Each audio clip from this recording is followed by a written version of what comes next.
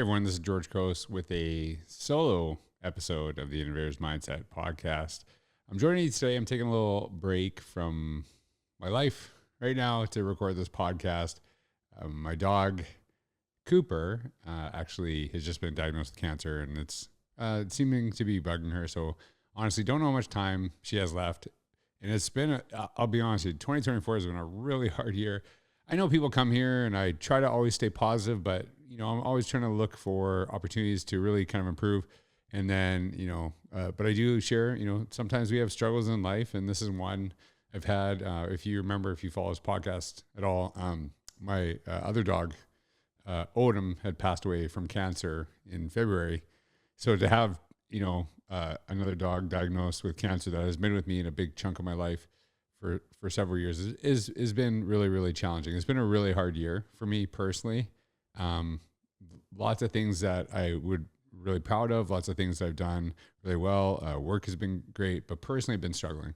So I think a lot of times we see something online, we see something on social media. I always try to be honest and not share that, and share some of those things. So I really, thanks for being here. Thanks for being part of this podcast. Hopefully when this is published, things are still okay with my dog Cooper, but I don't know. But just taking a little break, been giving lots of snuggles, giving her some love, and I needed it too, but I just needed to maybe just kind of bury my head in work for a few minutes and just connect with you and share some ideas. And I wanted to actually talk about an email newsletter that I wrote a few weeks ago about 3 terms that really bothered me in education and why they bug me. And I think we hear them often. We hear them thrown not only in education, but, in society. And I really, really struggle with it. And before I kind of get to that, I want to share something I didn't share in the newsletter because it just happened to me this weekend. I was actually in Chicago at the Innovative School Summit. Really amazing conference, really amazing people that organize those events with AccuTrain.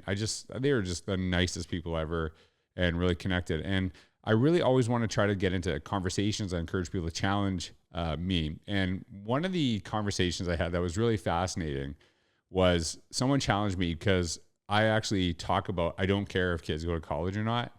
I just want to help them find a pathway to success that is meaningful to them. And it was interesting because I got challenged on it, but the challenge was from a place of struggling. And that's something that I really, really appreciated is sometimes when you hear something that jolts you, that, gives you pause, or maybe you're a little bit bothered by, to ask yourself, why is this bothering me? What am I like? Am I stuck in a way? Am I stuck? And you could see the woman actually struggling with it. And she kind of talked about it. And I just so appreciate that conversation. And she had shared with me that it bothered her that I didn't say care kids go to college, because it is like proven over and over again that people with college actually probably monetarily lead more successful lives. And I really stress monetarily because the way we define success is very personal. And so some people would say, how much money they make is what actually brings them success. Some people would say their friendships, their family life, things like that. So oftentimes we define what success is for other people. But let's just talk about jobs and opportunities. She struggled because she, a lot of the students that she worked with, their families never went to college, and this is like their first chance for someone in their family to go to college. And I understand that. I'm actually first generation college graduate in my family as well. Now my siblings all had that as well. But when my parents came to Canada from Greece, they saw college as a way to a better life. Now, I don't know if that's true anymore. I think that's why I question it. So here's something that I wish I would have said.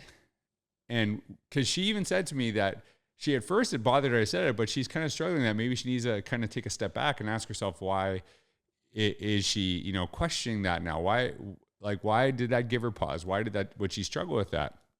And I thought about it, after the fact. I had a George Costanza moment, like, that's what I should have said. And here's the perception. Really think about this. Do we want our students, our kids to be successful? And I know everyone listening to this, of course, yes. So I guess the question is, does going to college equal success? Because if you believe college equals success, then of course we want every kid to go to college.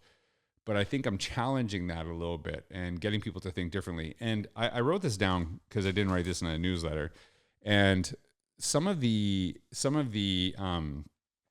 like some of the things we struggle with in education is, are we just preparing kids to basically go work for somebody else? Actually, we train them, they go work, they're a cognitive machine, or are we actually helping kids become the job creators, actually finding, different opportunities? So I just think there's different opportunities. Here's something I really think is important to understand. I would never stop a kid from going to college. If that is the pathway to where they see success, then great. And another thing, I think it was Mike Rowe who said this from Dirty Jobs. The beautiful thing is, you don't have to go to college right out of high school. You can actually wait a few years. You can kind of go find yourself. You can go travel. You can work. You can do different things. You can build some income. And when I went to college, I was not ready for college, but I went because that was the perception. You had to go to college because that was what success was. So I just think we have to kind of step back and ask that. And, is that the only route? The one thing we did agree, hands down, immediately was there is something that college guarantees. And she even said, it doesn't guarantee a job, doesn't guarantee purpose. Her and I totally agreed on that. But the one thing we agreed it doesn't guarantee for many, many students is debt. And then you get in this debt, you get in this perpetual cycle, and you're spending your life trying to pay off this debt to something that, maybe you'll find success with. So I think we have to start questioning some of these things. And I lead off of that story, kind of getting people, hopefully, challenging a little bit, I'm trying to challenge my thinking, because like I said, I don't want to stop a kid, but it's not me to determine what that looks like. And it's, I think a lot of times families push on the kids, what they think their success. And of course they should be a part of the conversation, but we have different routes. We have different routes to where we go. I would have been an air traffic controller if it was up to my dad. I don't know why, but he just said to me one night, you should be an air traffic controller. And that's what he wanted me to do. And I don't know if that would have been a good thing for me or anyone in a plane. So I just think we have to kind of think differently about this. And so it leads to some of the three terms that I want to talk about today. And the first one that I wrote about is the idea of scholars. And I hear that often in education, the idea of, our scholars, and referring to kids as scholars. And that's always kind of bugged me. That's really kind of bothered me when we refer to students as scholars. And by the way, all of these terms that I share, I don't think anyone's using them to be mean or to paint people in a certain direction. I think they're all trying to elevate, but sometimes when we use certain terminology, we're actually pushing kids away in certain ways. We're actually hurting some people as well. So what is a scholar? Let's look at the definition. And I pulled this up from Wikipedia. It says, a scholar is a person who is a researcher or has expertise in an academic discipline. A scholar can also be an academic who works as a professor, teacher, or researcher at university. An academic usually holds an advanced degree or terminal degree, such as a master's degree or a doctorate. Independent scholars and public intellectuals work outside the academy, yet may publish in academic journals and participate in scholarly public discussion. So if you just think about the definition of the term, and like you're going to get variations of definitions, but this is kind of the agreed upon definition, that this is all of our kids, again, we're guilting them to go to college. We're guilting them to go to university. And, I know there's different ways we can define post-secondary and how we look at colleges, things like that too. The question I ask is, would you consider a plumber a scholar? And does using that terminology almost diminish that profession? And anytime something goes wrong in my house with plumbing, I don't know what I'm doing. I have no idea to do this. And even though I have multiple degrees from universities, when a plumber comes to my house, automatically the default, they are the smartest person in my house. I have no clue what they're doing. So we have to kind of look at, there are different ways that this can actually discourage kids from trying different things and to challenge some of the things that they're doing. So when I hear that term scholar, I understand why people are utilizing it, but I think it kind of paints kids into a corner that they might not necessarily benefit from, that they may not want to utilize. So this actually goes to the second term, that I really struggle with, the idea of smartest students. And I think it's not the term smartest students, it's when we use it, when we use it as well. So I do something I really love. I really enjoy my job. I don't think I was ever deemed as one of the smartest students. And I still wouldn't put myself in that category, to be honest with you. But I do have certain gifts that didn't fit into an academic space. So here's the weird thing. I actually get paid to do today what I was told not to do in school, talk.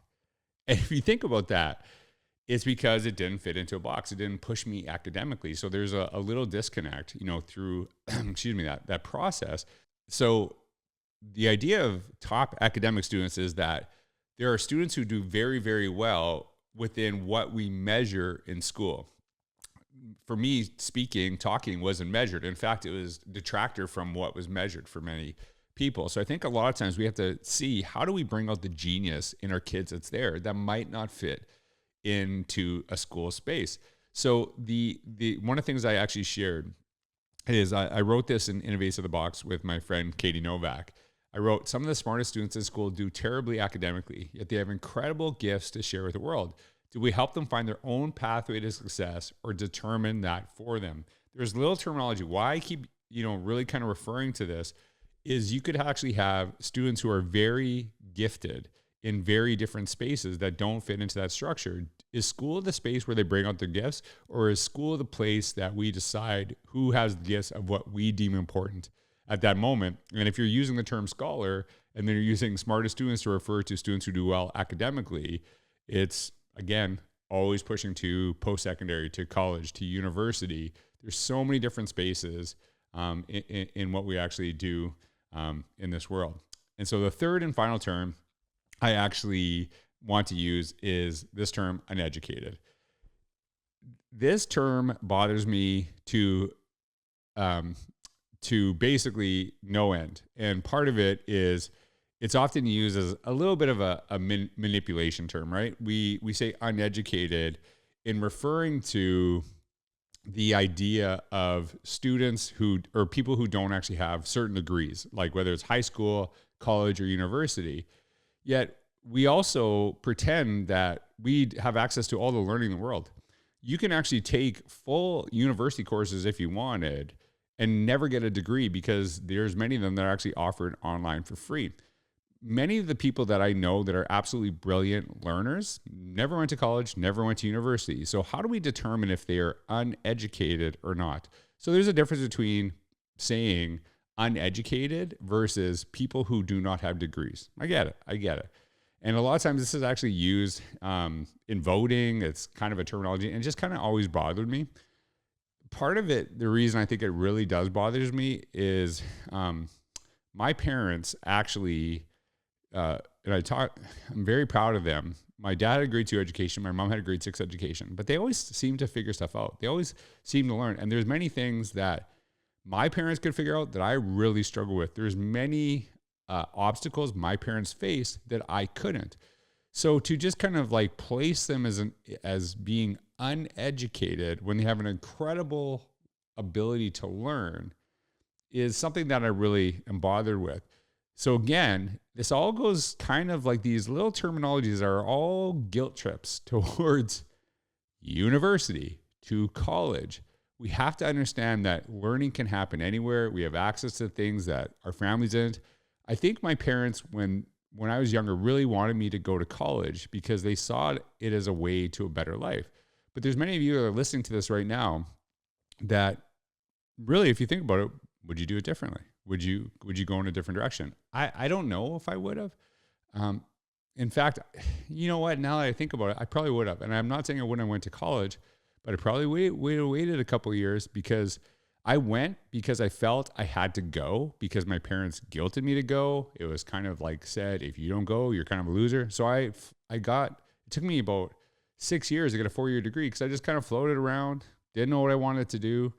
And there's way cheaper ways to go about your life, not knowing what you want to do. And one of the people I worked with recently, this is actually at a conference in Thailand, she said, it's not just about, the degree that comes with going to university, college. It's the experience you have to connect with other people, to actually meet, different cultures and get acquainted with that. And I guess my pushback was travel, travel, go see the rest of the world, because it's going to be way cheaper than hundreds of thousands of dollars of debt. There's different ways you can actually connect with different cultures, connect with different people, meet people with different viewpoints and perspectives than college. So is it something that we are finding ourselves while racking up tons and tons of debt because we don't want to be labeled as uneducated, as we're not scholars, right? We're not the smartest people because we don't have university degrees. So I just think that we have to be really cautious and cognizant. When we're using terminology to sometimes lift up, we're actually pushing other people down, and we're not really thoughtful of that. So again, the terms are scholars, smartest students, when we really mean top academic students, and uneducated. Sometimes it's all kind of pushing to one direction. My big thing is there's so many different opportunities for our kids that didn't exist when we had. Are we pushing them to the same routes? Are we pushing them to where we want them to go? Are we helping students find that pathway to success that is meaningful to them? And that means they have to be able to define it themselves. We can't decide that, because at the end of the day, we live with ourselves. We live, we make our decisions. We wake up with ourselves every single day. So there's different ways to actually define it. But I just want to share some of that thinking. If you want to read the newsletter, it's actually in the link down below. I just want to share some insights with you. And honestly, I just needed a break from my life right now. I needed a break from Cooper. Hopefully we'll have some better news. Want to talk to you again, but hopefully I push your thinking. I'd love to hear your thoughts, your comments. Maybe, share some of the words that really bother you and why in the comments down below. But thank you so much for being here.